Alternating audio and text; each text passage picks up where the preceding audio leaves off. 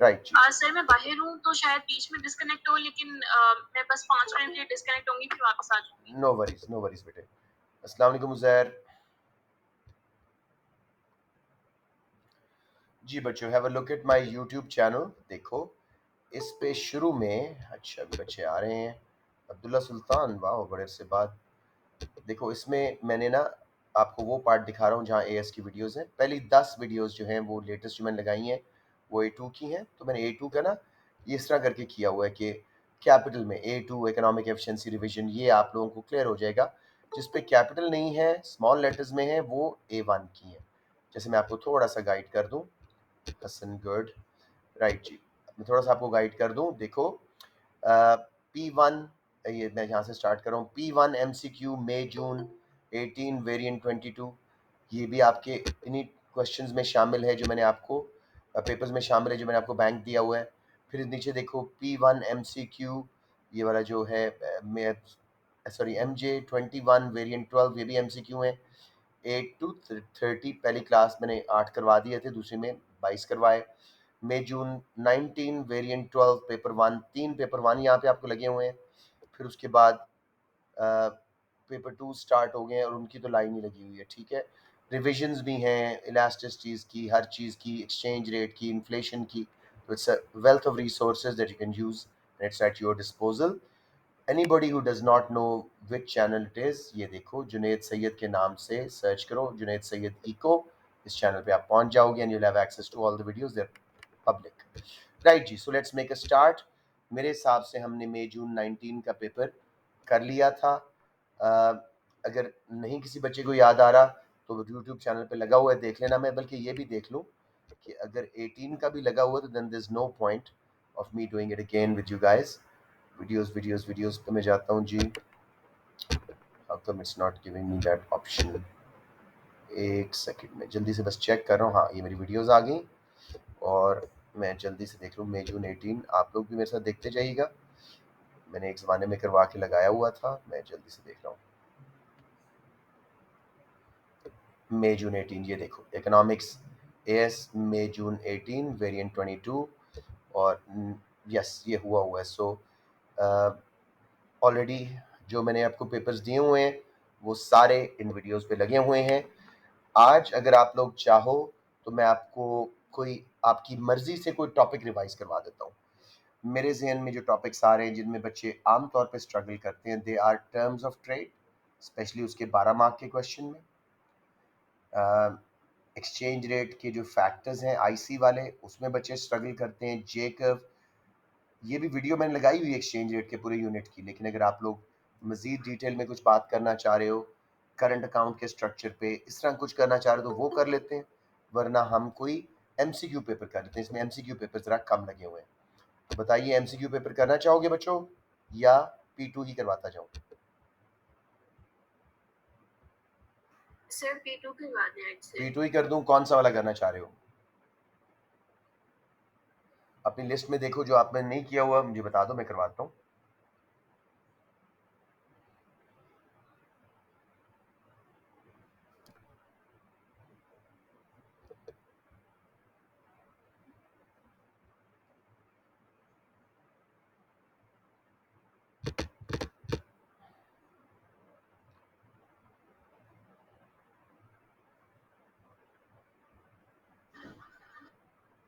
जी बच्चे, any suggestions which P2 you want to do? वैसे सारे इस पे लगे हुए हैं, लेकिन कोई अगर आप करना चाहते हो तो मैं बताओ, करवाता हूँ।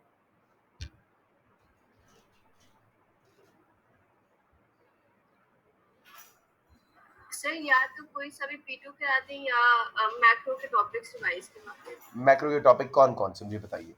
गवर्नमेंट पॉलिसीज में मसला आ रहा है तो वो जल्दी से देख लें। यस सर, वो और वो टर्म्स ऑफ ट्रेड और अभी जो आपने बताए थे। ठीक है, जो पहले हम टर्म्स ऑफ ट्रेड देख लेते हैं, ज़रा ब्रीफ है, और फिर हम मैक्रो इकोनॉमिक पॉलिसीज पे चले जाते हैं। Right, that's a better idea. मेरे भी यही आज मूड में था। वैसे कल भी हम पास पेपर्स करेंगे, परसों भी, और आपका ट्यूसडे को पेपर है या मंडे को? Monday sir. बस कल और परसों भी आप लोग please come with your last hour queries.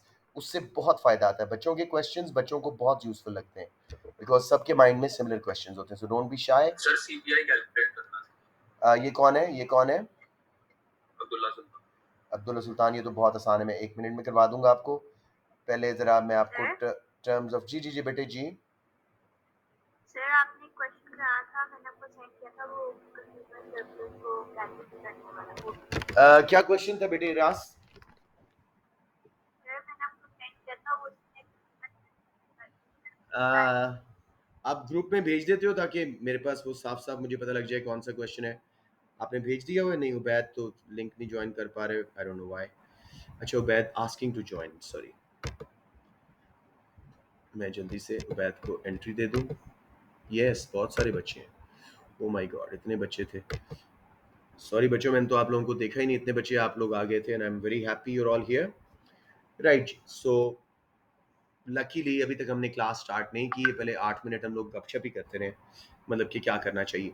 जो अभी तक सजेशंस आए हैं जी, बच्चे कह रहे हैं मैक्रो इकोनॉमिक पॉलिसीज रिवाइज करा दें, terms of trade and Jacob revise करा दें, जो जो एक्सचेंज रेट के फैक्टर्स हैं वो रिवाइज करा दें, और इरास कह रही हैं कंज्यूमर सरप्लस कैलकुलेट करने के बारे में कोई क्वेश्चन वो करा दें। जी रास क्या कह रही हैं, कौन सा क्वेश्चन है? इन द मीन टाइम मैं टर्म्स ऑफ ट्रेड को जल्दी से आप लोगों को रिवाइज करा रहा हूँ। ये वीडियो भी पोस्टेड होगी यूट्यूब चैनल पे, बहुत कुछ उस पर लगा दिया मैंने, सो प्लीज़ देखते रहिएगा। Notes AS macro economics part 2, ये वाला हम स्टार्ट करते हैं जी। Terms of trade, I hope you guys have gotten all those hard copy notes, I hope so, right जी? तो लेट्स मूव ऑन। ये जी एक्सचेंज रेट के चैप्टर में सबसे पहले मैं आपको दिखा रहा हूँ गुलाम अहमद। ऑलराइट जी, अस्सलाम वालेकुम गुलाम अहमद, लेट्स स्टार्ट जी। ये देखिएगा 2-3 टॉपिक्स जो बच्चों को हमेशा तंग करते हैं एक्सचेंज रेट में, मैं जल्दी से करा दूं। आई am sure you all know the definition of exchange rates, लेकिन मैं जल्दी से ज़रा थोड़ा सा ये रिवाइज कराता हूँ यहाँ पे। ये पूरा वैसे वीडियो लगी हुई एक्सचेंज रेट पार्ट 1 एंड 2, तो उसमें मैं टाइम ज़ाया नहीं कर रहा, मैं सिर्फ आपको ये terms of trade and factors influencing exchange rate बता रहा हूँ। आई सी, 3 आईज इनिशियल्स हैं और फिर S double E. I for inflation rate, ये बहुत काम के हैं ये फैक्टर्स, अगर आप लोग इसको याद अच्छी तरह कर लें तो कई क्वेश्चंस में हेल्प करते हैं। अगर inflation rate let's say Pakistan में या किसी भी कंट्री में दूसरे ट्रेडिंग पार्टनर कंट्रीज से ज़्यादा है, हमारी एक्सपोर्ट्स बाहर की दुनिया वालों को एक्सपेंसिव लगेंगी, उनकी डिमांड गिरेगी। एज अ रिजल्ट हमारी करेंसी यानी रूपी की डिमांड गिरेगी, वो डेप्रिशिएट हो जाएगा। ये डबल शिफ्टर्स हैं। इंपोर्ट्स हमें सस्ती लगेंगी, हमारे मुल्क में महंगाई है, बाहर नहीं है, उनकी डिमांड बढ़ेगी। As a result rupee supply करना पड़ेगा to buy those imports. Demand गिरने से सप्लाई बढ़ने से दोनों केसेस में रूपी नीचे की तरफ डेप्रिशिएट होगा, वाइस वर्सा। अगर इन्फ्लेशन रेट कम हो तो रूपी अप्रिशिएट होगा। किसी बच्चे को आईसी का पहला फैक्टर डिस्टर्ब कर रहा हो,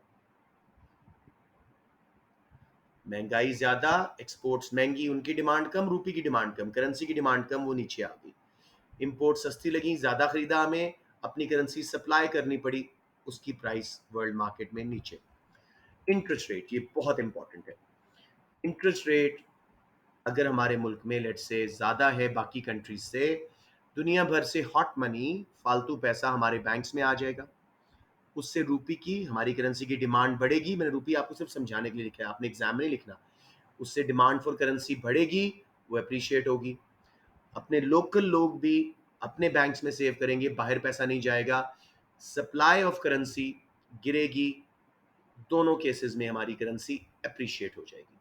अगर इंटरेस्ट रेट कम किए होते तो नीचे आ जाती। बच्चों सबको क्लियर है ये दोनों, इन्फ्लेशन इंटरेस्ट रेट?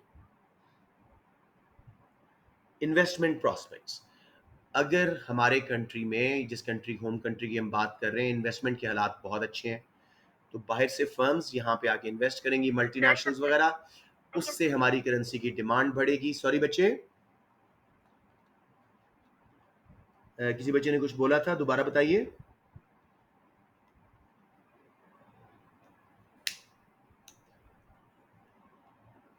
अगर आपका माइक नहीं, जी जी बेटे, कम अगेन। क्या पूछ रहे हो बेटे, दोबारा जरा ऊंचा बोलो, स्लोली। सप्लाई क्यों कम होती है? अच्छा, पाकिस्तान में बेटे इंटरेस्ट रेट ज्यादा है। सप्लाई कैसे कम मैं होगी? समझा रहा हूँ, पाकिस्तान में इंटरेस्ट रेट ज्यादा है। सप्लाई पाकिस्तानी लोग कैसे अपने कम बैंक्स में सेव करेंगे या बाहर के बैंक्स में? हमारे मुल्क में इंटरेस्ट का रेट बहुत अच्छा हो गया है बाकी कंट्रीज से। क्या आप अपने मुल्क में सेव करोगे या बाहर के बैंक्स में रखोगे जहां इंटरेस्ट रेट लो है?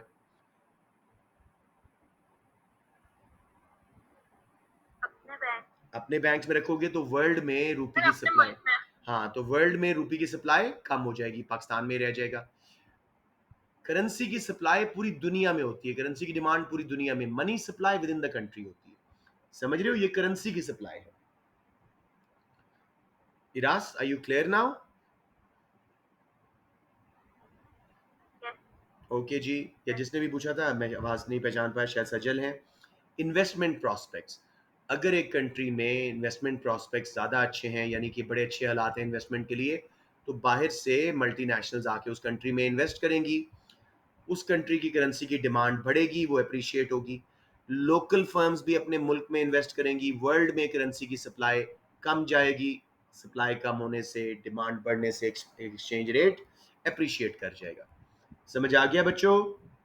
डबल डबल शिफ्टर्स हैं ये।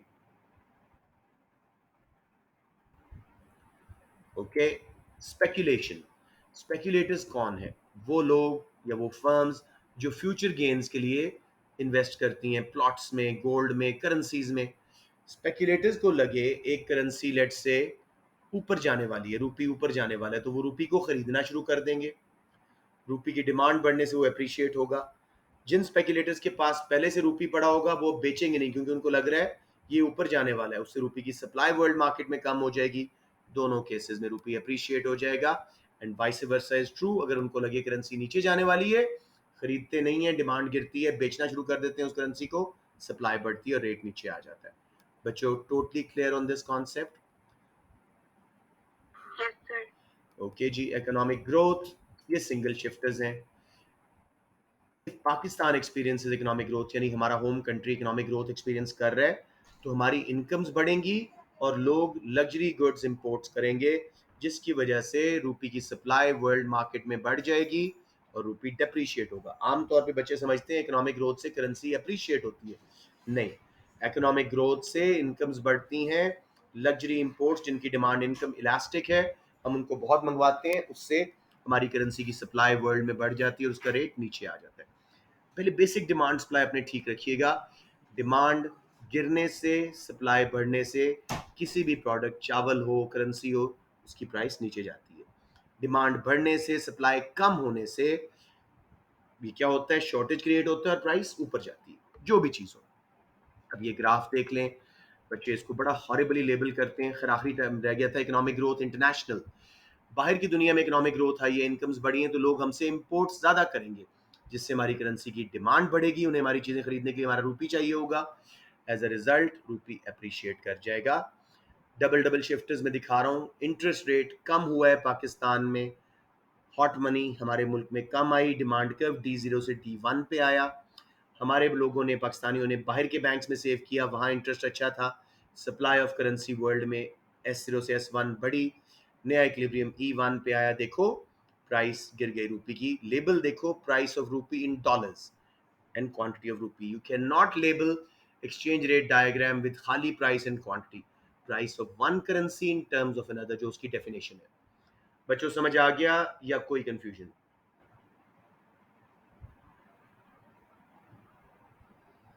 ओके, मैं अब किसी बच्चे से रैंडमली पूछ रहा हूँ, आईसी के फैक्टर्स माइंड में रखिएगा, inflation rate, interest rate, investment prospects, speculation, economic growth domestic, economic growth international.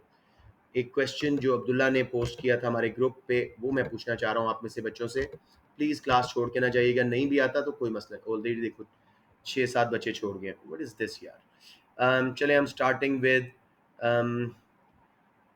Okay, I am starting with Abiya, तसल्ली से मेरा बेटा। वो कहता है, explain one demand factor and one supply factor that will affect exchange rate for a country's currency. वो कहता है कोई एक डिमांड फैक्टर बता दो, कोई एक सप्लाई फैक्टर बता दो, जो किसी भी कंट्री की करेंसी को अफेक्ट करता है, उसके रेट को। अभी आपने 7 पढ़े हैं। मुझे ज़रा तसल्ली से बताएं, पहले इसकी मार्क स्कीम कौन सी की टर्म थी?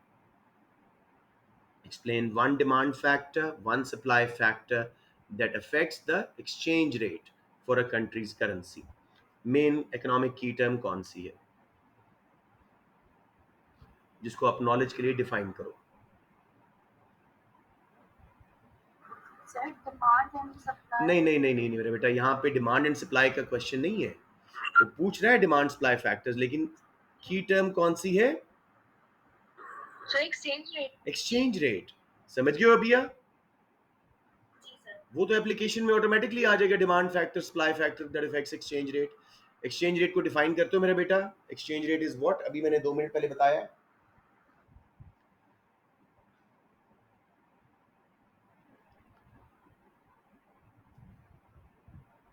That's where I get concern. जब ये बेसिक एक्सचेंज रेट जैसी डेफिनेशंस नहीं आती ना बच्चों को, तो फिर ग्रेड्स बहुत खतरे में होते हैं।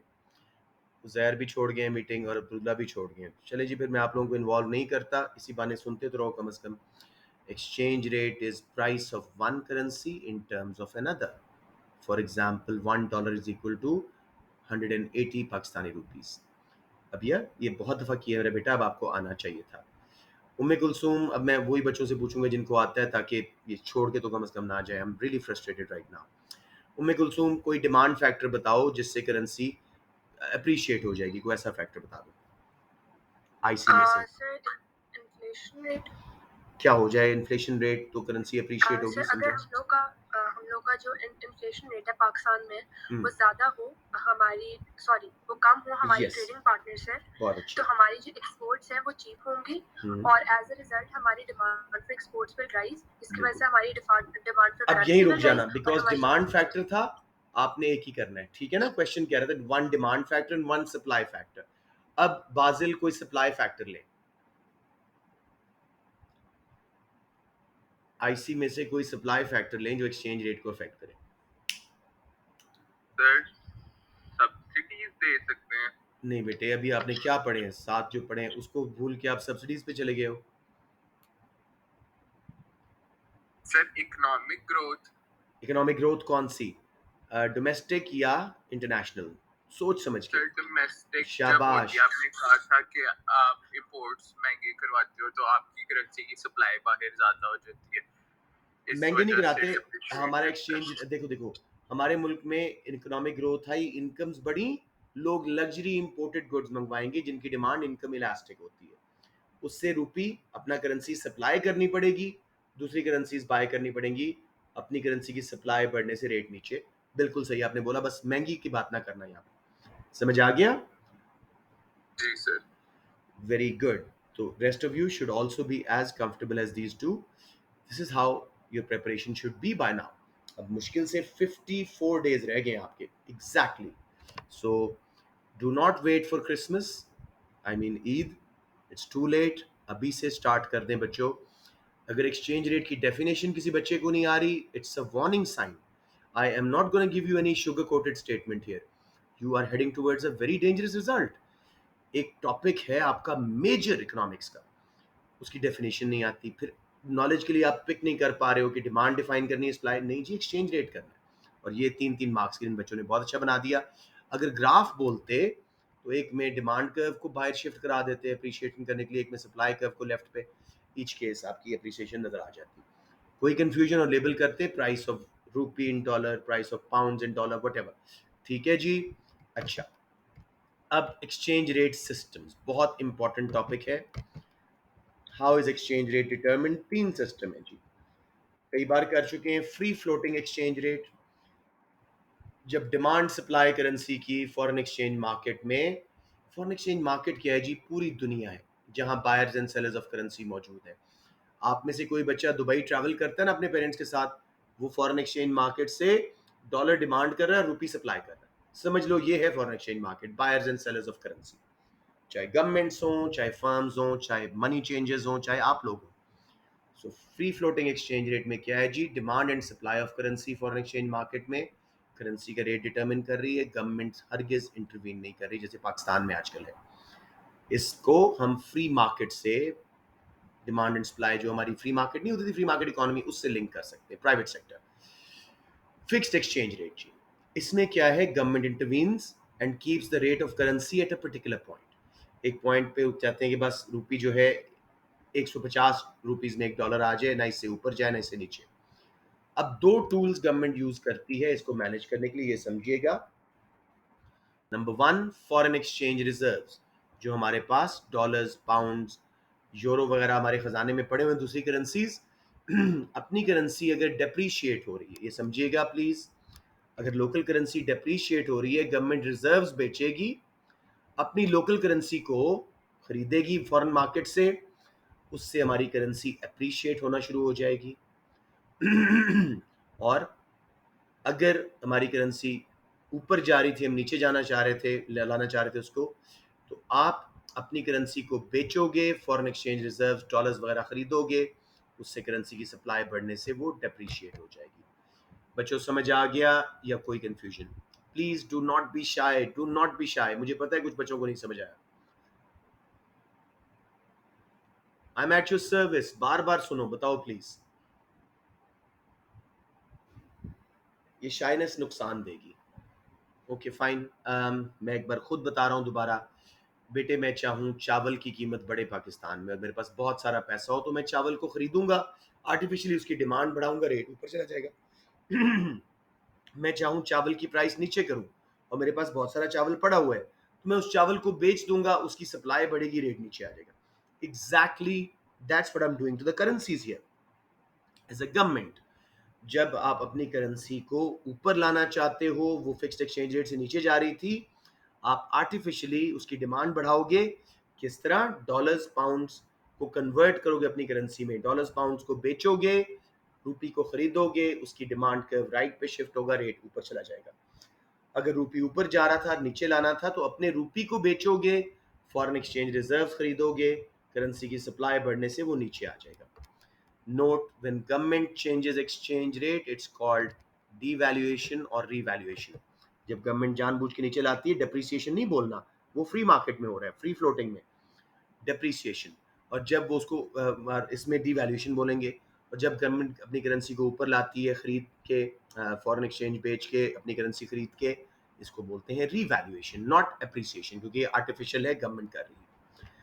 तीसरा है जी, जैसे मिक्स्ड इकोनॉमी थी, फ्री मार्केट और प्लान्ड इकोनॉमी के बीच में, मैनेज फ्लेक्सिबिलिटी। इसमें गवर्नमेंट ऊपर और नीचे की लिमिट सेट कर देती है कि रूपी जो है 150 से नीचे ना जाए, ठीक है, यानी कि 160 170 पे और सस्ता ना हो जाए रूपी, और 150 से ऊपर ना जाए, यानी 140 130 पे। तो हम चाहते हैं जी 150 टू 160 के बीच बीच में फ्लोट करता रहे ऑटोमेटिकली डिमांड सप्लाई के थ्रू। हाँ, इससे ऊपर नीचे जाने लगा तो हम वही टूल्स यूज करेंगे, फॉरेन एक्सचेंज रिजर्व्स और दूसरा इंटरेस्ट रेट, जो पीछे पढ़ के आए हैं। अगर करेंसी बच्चों नीचे जा रही है हमारी लोअर लिमिट से, तो हम इंटरेस्ट रेट को बढ़ा देंगे, उससे हॉट मनी हमारे बैंक्स में आएगी, डिमांड करेंसी की बढ़ेगी। ऐसे के लिए एक साइड ही काफ़ी है, डिमांड करेंसी की बढ़ेगी, रेट ऊपर। और जब चाहे करेंसी को नीचे लाना, क्योंकि अपर लिमिट से ऊपर निकल रही थी मैनेज फ्लेक्सिबिलिटी में, इंटरेस्ट रेट को नीचे कर देंगे, ऑटोमेटिकली हॉट मनी कम आएगी, डिमांड करेंसी की गिरेगी, हमारे लोग भी बाहर सेव करेंगे, सप्लाई करेंसी की बढ़ेगी, रेट नीचे। ये दोनों टूल्स यूज होते हैं फिक्स्ड और मैनेज फ्लेक्सिबिलिटी में। फिक्स्ड एक्सचेंज रेट, एक खास रेट पे अपनी करेंसी को रोक देना, ना ऊपर जाने देना ना नीचे। मैनेज फ्लेक्सिबिलिटी में अपर और लोअर लिमिट सेट कर देनी, उसके बीच में फ्रीली फ्लोट करने की इजाज़त दे देनी, यानी डिमांड सप्लाई के थ्रू जो होता रहे, लेकिन उन लिमिट से जब क्रॉस करेगी करेंसी ऊपर या नीचे, हम इंटरवीन करेंगे। किसी बच्चे को यहाँ प्रॉब्लम आ रहा हो? No sir. Okay okay, let me just quickly see. Oh my God, अच्छा अच्छा मौजूद है, सॉरी मैंने नीचे देख लिया था, बच्चे मौजूद हैं, शाबाश, very good. Let's go to terms of trade. जो कई बच्चे मुझे कह रहे थे ये benefits and problems of free floating वगैरह, ये पूरा एक्सचेंज रेट के दो बेटे मैंने वीडियोस लगाई हुई हैं आप लोगों के लिए, देख लो, इंशाल्लाह कोई मसला नहीं होने वाला। ये क्वेश्चंस भी करवाए हुए हैं, जेकब पे मैं बाद में आता हूँ, मुझे मुश्किल लगता है बच्चों को। Let's do terms of trade. Terms of trade क्या है जी? सिंपली टर्म्स, वारा, कितने में बेच रहे हैं, कितने में खरीद रहे हैं, ये सिंपल कॉन्सेप्ट माइंड में रखिएगा। It is the relative price of exports जो हम बाहर बेच रहे हैं, एंड इंपोर्ट्स जो हम बाहर के मुल्कों से खरीद रहे हैं। लेकिन किस तरह? Index form. So it is the relative price of exports compared to imports in index form. Terms of trade का formula export price index divided by import price index into 100। ऊपर एक्सपोर्ट प्राइस इंडेक्स है, नीचे import price index into 100। So basically आप याद रखिएगा कि export prices अगर ज़्यादा बढ़ रही हो कंपेयर टू इंपोर्ट प्राइसेस, या इंपोर्ट प्राइसेस गिर रही हो, तो टर्म्स ऑफ ट्रेड हमारी इंप्रूव हो रही होती हैं। हमने इकोनॉमी पे असर अभी नहीं देखना, सिर्फ देखना है कि रिलेटिव प्राइस ऑफ एक्सपोर्ट्स जो हम बेच रहे हैं अगर वो महंगी बिक रही हैं, हमारी टर्म्स ऑफ ट्रेड अच्छी हो रही हैं। जो हम खरीद रहे हैं इंपोर्ट्स वो सस्ती हो रही हैं, तो हमारी टर्म्स ऑफ ट्रेड अच्छी हो रही हैं। अब एक मैंने एमसीक्यू के लिए कैलकुलेशन आपको दी। Example, export prices increase by 20% and import prices fell by 10%। तो हमारा बेस ईयर में तो हमेशा इंडेक्स नंबर 100 होता है, तो 100/100 इंटू 100 था, आंसर भी 100 था टर्म्स ऑफ ट्रेड का। अब 100 से 20% एक्सपोर्ट की प्राइसेस बढ़ी हैं, तो एक्सपोर्ट प्राइस इंडेक्स न्यूमरेटर हमारा 120 पे जंप कर जाएगा। इंपोर्ट प्राइसेस 10% से गिरी हैं, तो वो 100 से बेस ईयर से 90 पे आ जाएगी। जब 120/90 इंटू 100 करोगे टर्म्स ऑफ ट्रेड कैलकुलेट करने के लिए, तो आंसर आ गया 133.33%। यानी हमारी टर्म्स ऑफ ट्रेड इम्प्रूव हुई हैं, हमारी पहले के मुकाबले में 33.33% एक्सपोर्ट्स महंगी हो गई हैं कंपेयर टू इम्पोर्ट्स। एमसीक्यूज के लिए याद रखना, अगर टर्म्स ऑफ ट्रेड का आंसर 100 से ऊपर आ रहा है तो फेवरेबल है, 100 से नीचे आ रहा है अनफेवरेबल है, यानी रिलेटिवली एक्सपोर्ट्स सस्ती हैं, इम्पोर्ट्स महंगी हैं। लेकिन मूवमेंट एक अलग चीज है। अगर टर्म्स ऑफ ट्रेड 106 से 104 पे आई है, इसका क्या मतलब है? स्टिल फेवरेबल, लेकिन डिटीरियरेट हुई है, वर्सन हुई है। पहले से एक्सपोर्ट्स रिलेटिवली कम महंगी है इंपोर्ट से। और अगर टर्म्स ऑफ ट्रेड मूव करती हैं लेट्स से 96 से 98, अभी भी 100 से नीचे हैं, अनफेवरेबल है, लेकिन इंप्रूव हुई है। पहले से हमारी एक्सपोर्ट्स रिलेटिवली कम सस्ती हैं इंपोर्ट्स के मुकाबले में। समझ आ गया बच्चों सबको, या कोई कंफ्यूजन यहाँ पे? ये 3 फैक्टर्स इन्फ्लुएंसेस याद कर लीजिएगा टर्म्स ऑफ ट्रेड के, बहुत आसान है। इन्फ्लेशन, डिफ्लेशन, तसल्ली से। हमारे मुल्क में महंगाई अगर बाहर के मुल्कों से ज़्यादा है, इकोनॉमी पे असर नहीं देखना, सिर्फ prices of exports and imports पे देखना है। हमारे मुल्क में महंगाई ज़्यादा है, बाहर के मुल्कों से हमारी एक्सपोर्ट्स हो गई महंगी, ठीक है, इंपोर्ट्स हमें लगी सस्ती, टर्म्स ऑफ ट्रेड इंप्रूव हुई। नॉर्मली बच्चे कहते हैं इन्फ्लेशन से तो एक्सपोर्ट्स कम होंगी, इंपोर्ट्स ज़्यादा होंगी। नहीं, हम सिर्फ प्राइसेस देख रहे हैं, इकोनॉमी पे असर, करंट अकाउंट पे असर नहीं देख रहे। डिफ्लेशन हमारी एक्सपोर्ट्स को सस्ता कर देगी। Deflation means fall in general price level over a period, inflation means rise in general price level over a period. Deflation से एक्सपोर्ट सस्ती, इंपोर्ट्स महंगी, टर्म्स ऑफ ट्रेड वर्सन हुई। अगर क्वेश्चन आए तो एक ऑफसेटिंग फैक्टर जो मैं आगे पढ़ा रहा हूँ वो लिख दिया कीजिए। एक्सचेंज रेट की अप्रिसिएशन, डेप्रिसिएशन या रिवैल्यूएशन अगर गवर्नमेंट खुद करे, या डिवैल्यूएशन अगर गवर्नमेंट खुद करे। अगर करेंसी अप्रिशिएट हो रही है या गवर्नमेंट उसको ऊपर ला रही है, रीवैल्यू कर रही है, एक्सपोर्ट्स हो जाएंगी महंगी, इंपोर्ट्स लगेंगी सस्ती, हमारी टर्म्स ऑफ ट्रेड इंप्रूव। ये है उसका offsetting factor, unless deflation occurs. समझ आ गई बात? सिंपल इस तरह करके करेंगे तो तीसरा मार्क मिलेगा। अब मुझे आप में से कोई बच्चा बताए, अगर गवर्नमेंट अपनी करेंसी को डीवैल्यू करती है या वो डेप्रिशिएट होती है, टर्म्स ऑफ ट्रेड क्या होंगी? शाबाश बता दें तसल्ली से, स्टेप बाय स्टेप। हमने अपनी करेंसी को डी वैल्यू किया है, एक्सपोर्ट प्राइसेस पे सोचें, इंपोर्ट प्राइसेस पे और टर्म्स ऑफ ट्रेड पे।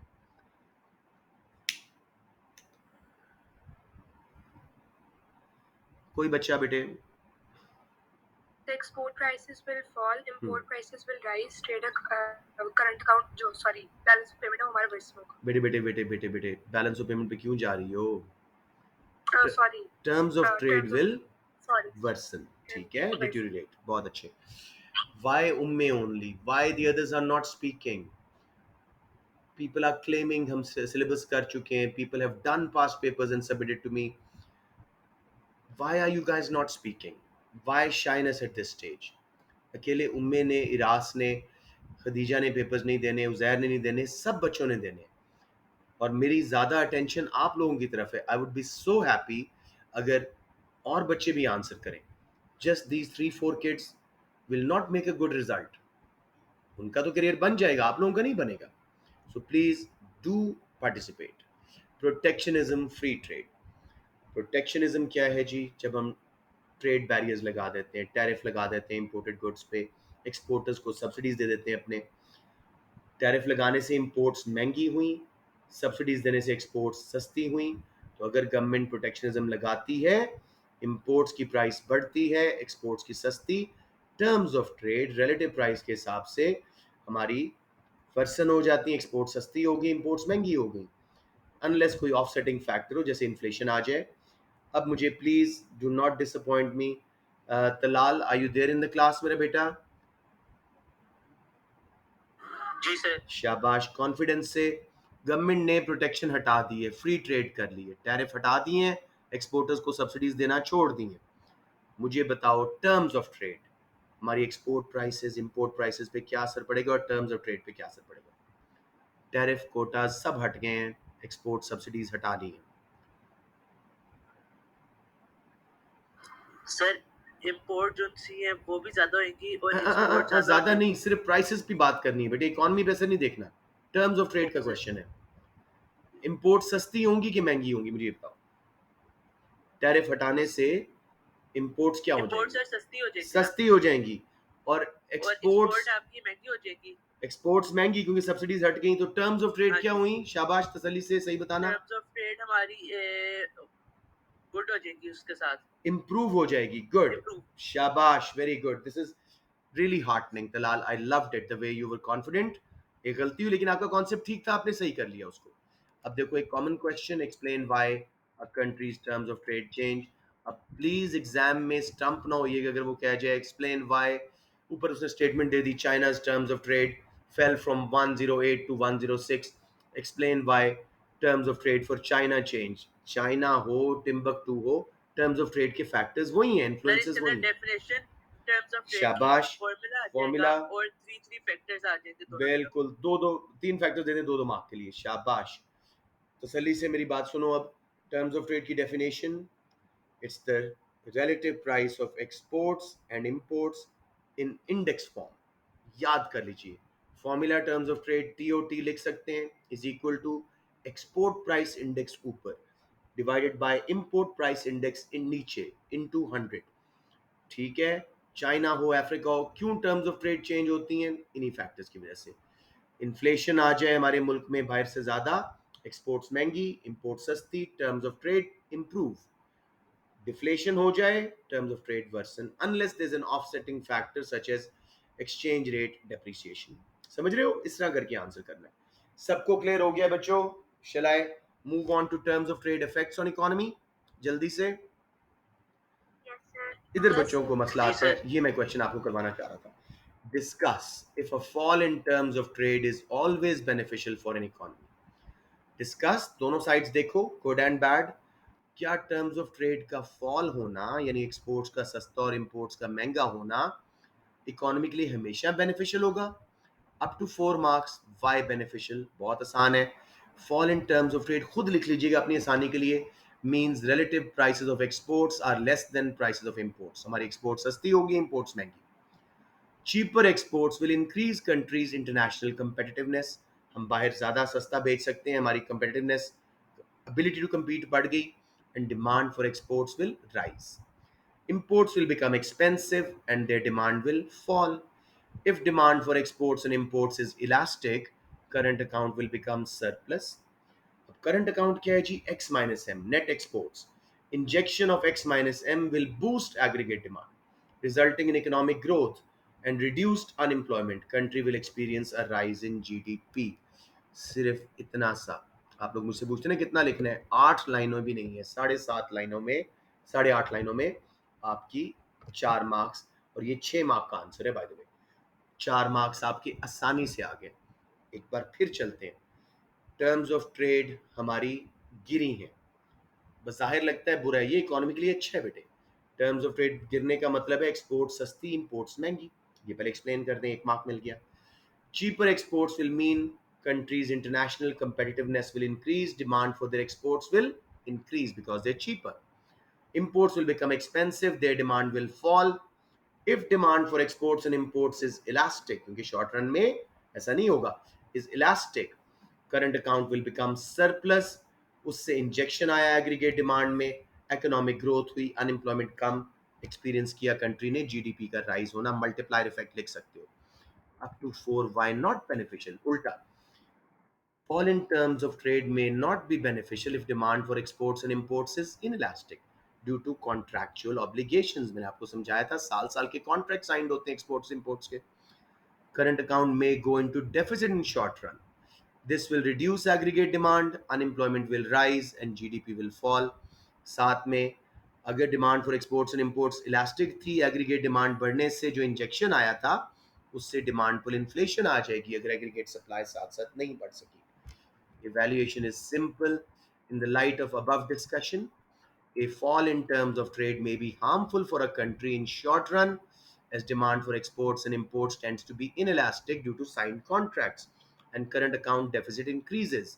However, when J-curve effect takes place, in the long run and Marshall-Lerner condition is met, ये दोनों पर मैं आपको रिवाइज करवाता हूँ, economy benefits from current account surplus, lower unemployment and higher GDP।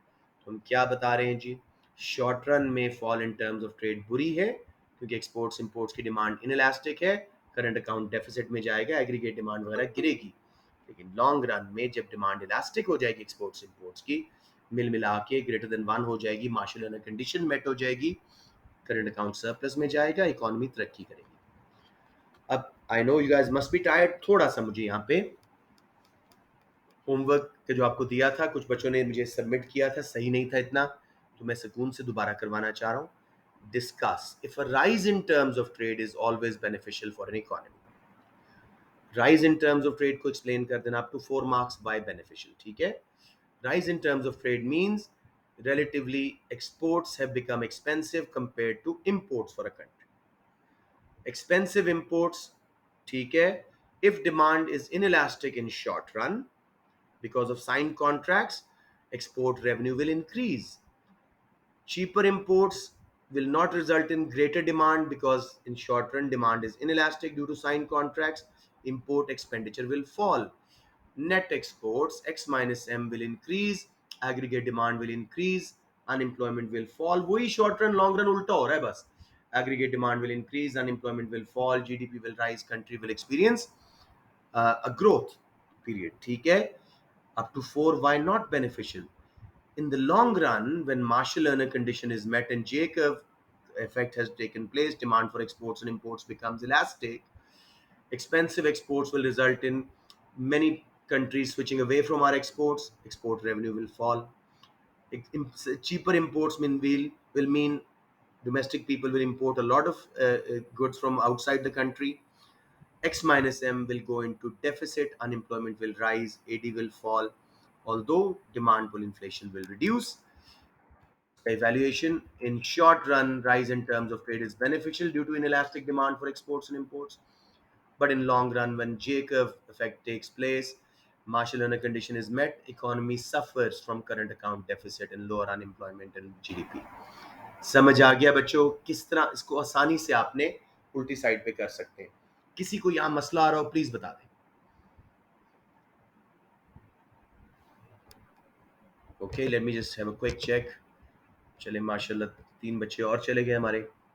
इस can't be internet all the time. ये वो अच्छे बच्चे क्यों नहीं जा रहे जिनका मुझे है कि उनको आता है। चले anyways let's go on. J curve effect एक बार फिर देखते हैं आज, ताकि बिल्कुल माइंड्स में इनक्रिप्ट हो जाए आखिरी बार।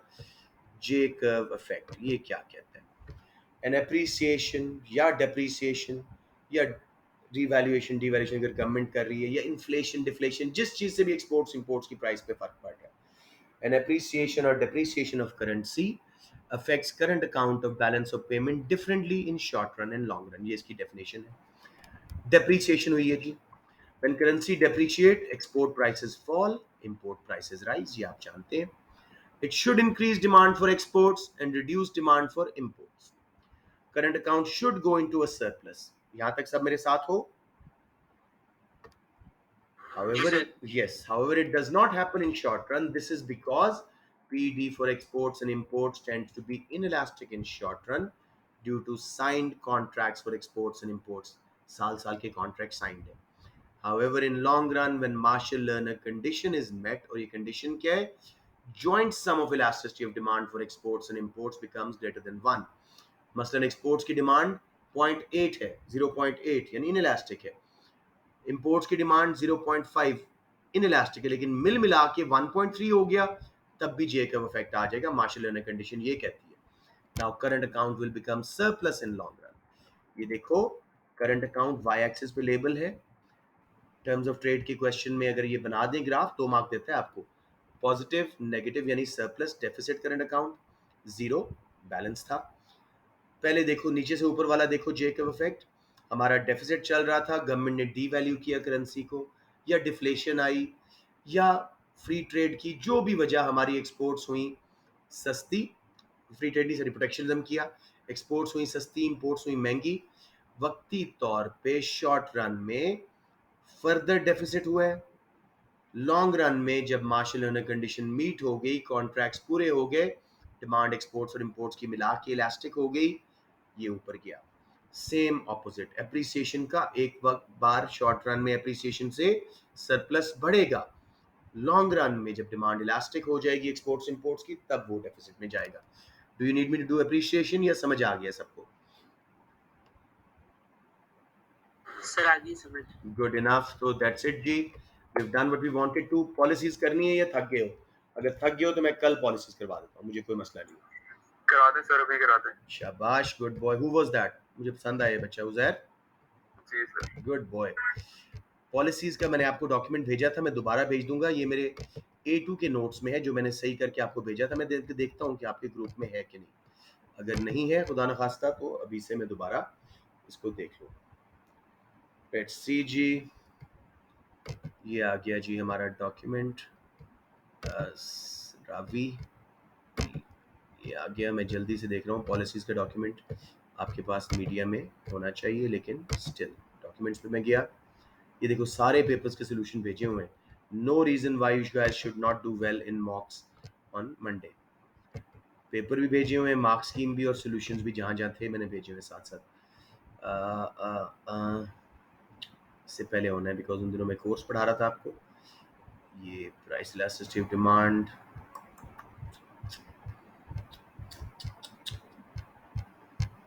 अगर नहीं तो मैं क्या, नहीं है तो मैं भेज दूँ अभी ना आपको, ताकि कोई मसला ना आए। सारे सॉल्यूशंस वगैरह पीडीएफ में आपको भेजे हुए हैं। अपने मीडिया को यूज़ करें, आप लोगों के लिए ही भेजा था ये। National income determination, ADS, national income determination. Have I sent it? Now I'm becoming a little doubtful. ये macroeconomics AS part 1, part 2, mids question नहीं, मिड्स पे चले गए। I am sure I haven't sent them. चले चले चले, मुझसे गलती हुई है थोड़ी सी। मैं क्रेसेंट के ग्रुप में देखता हूँ। I have sent it in most colleges, लेकिन हो सकता है आपके मिस हो गया हो या भी मुझसे मिस हुआ हो। नहीं भी है तो मैं दोबारा देख लूँगा। इधर देखते हैं जी, अगर मैंने भेजा हुआ है।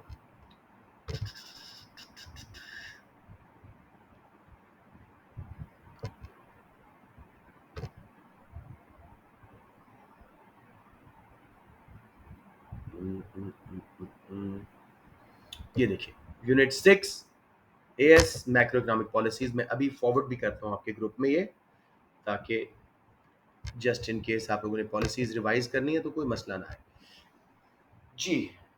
टॉपिक हमारा है जी, कुछ ऊपर भी होना चाहिए था। चले, एम्स वाला पार्ट मुझसे मिस हो गया है।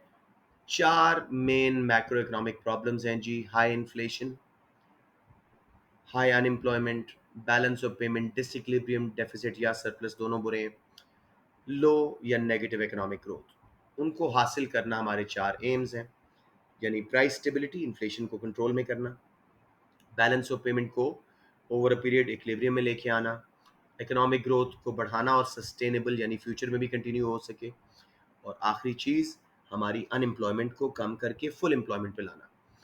Policies to achieve these aims, हमारे पास 2 तरह की पॉलिसीज हैं। डिमांड साइड, जिसके अंदर फिस्कल मॉनेटरी पॉलिसीज हैं, उसके साथ साथ मॉनेटरी में एक्सचेंज रेट पॉलिसी भी यूज होती है साथ साथ कभी कभी, और फिर है जी supply side policies.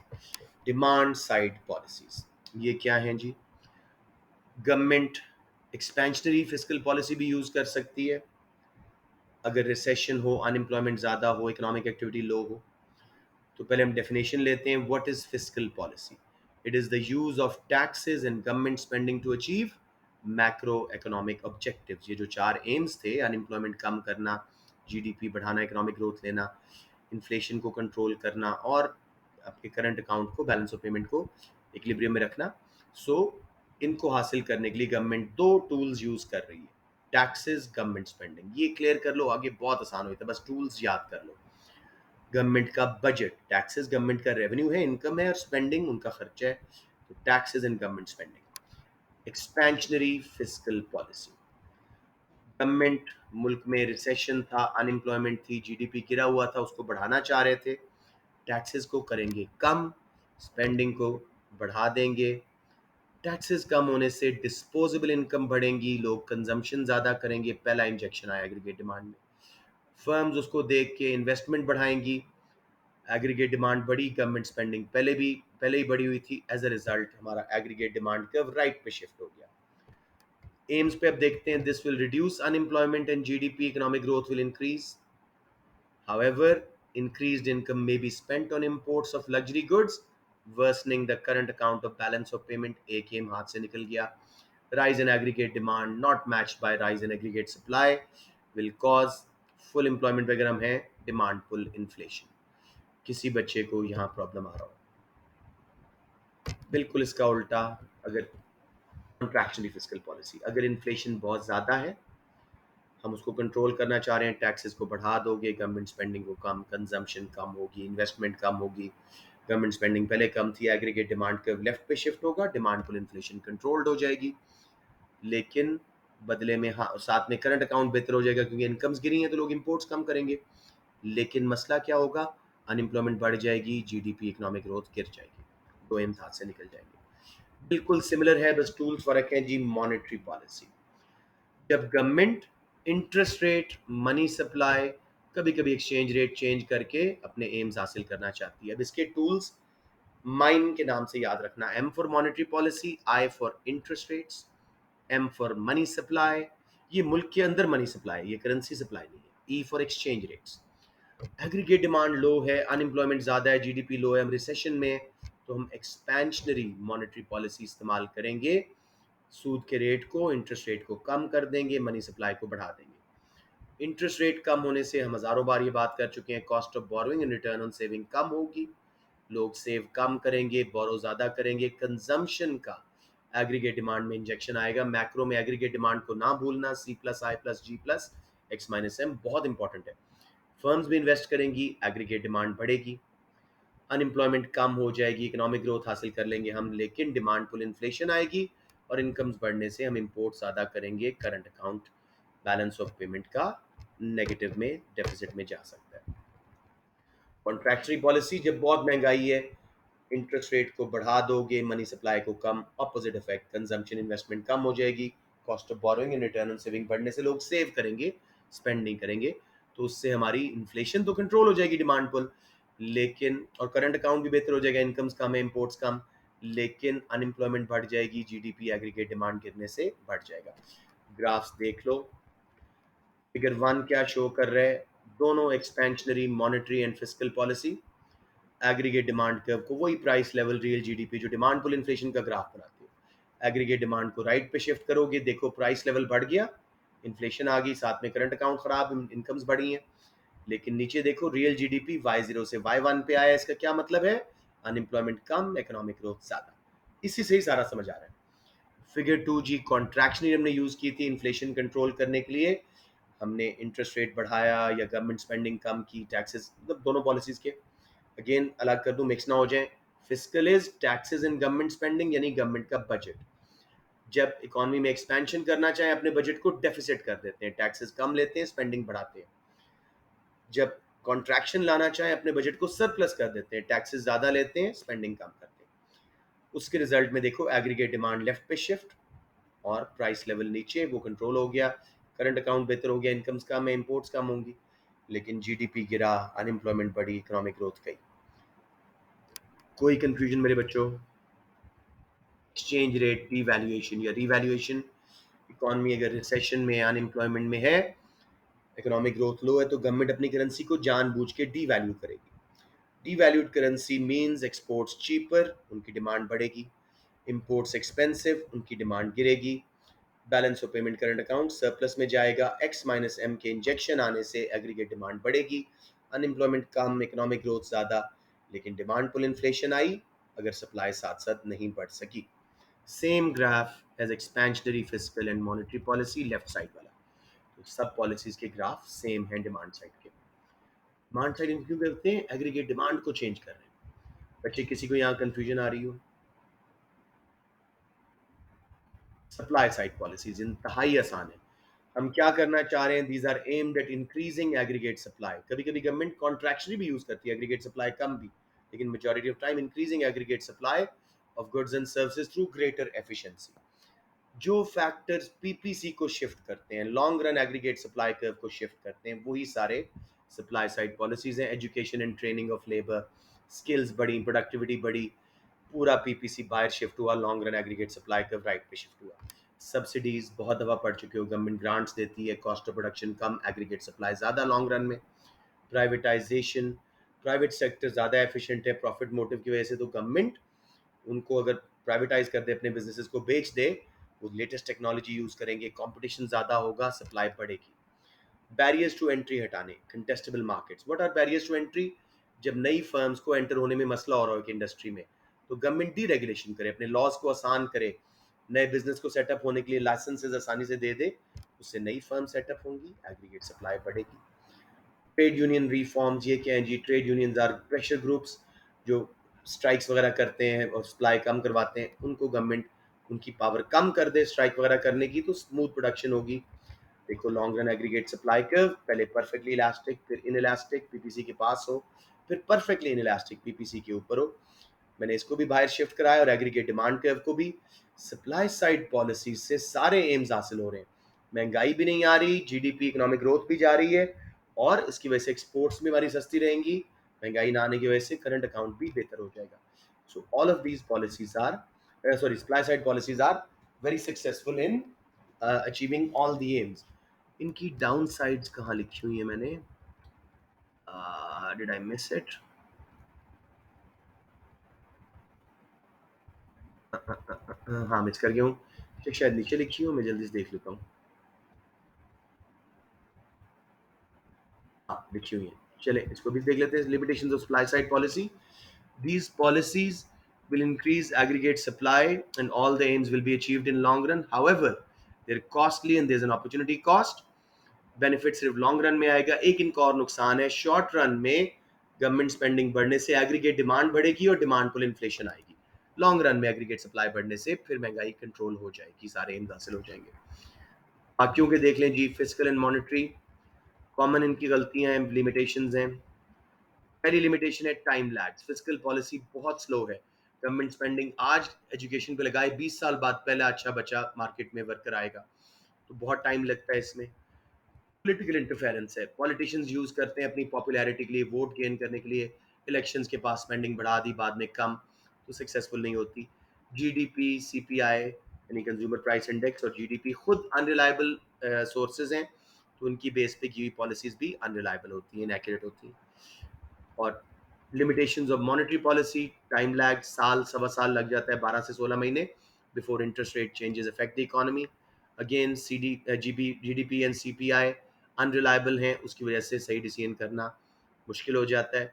Future confidence very important, या फिस्कल में भी यूज कर सकते हो। अगर फर्म्स और लोगों को फ्यूचर के बारे में कॉन्फिडेंस है, तो गवर्नमेंट इंटरेस्ट रेट बढ़ा भी दे, ना इन्वेस्टमेंट कम होगी ना स्पेंडिंग, कॉन्ट्रैक्शन नहीं आएगी इकोनॉमी में। सेम वे गवर्नमेंट टैक्सेस भी बढ़ा दे बेशक, तब भी कंजम्पशन और इन्वेस्टमेंट कम नहीं होगी, तो future confidence plays a major role. That's the end of it जी। हमारी आज की क्लास पूरे टाइम पे खत्म भी हो गई। Any questions that you may have? Abdullah Sultan, are you still there?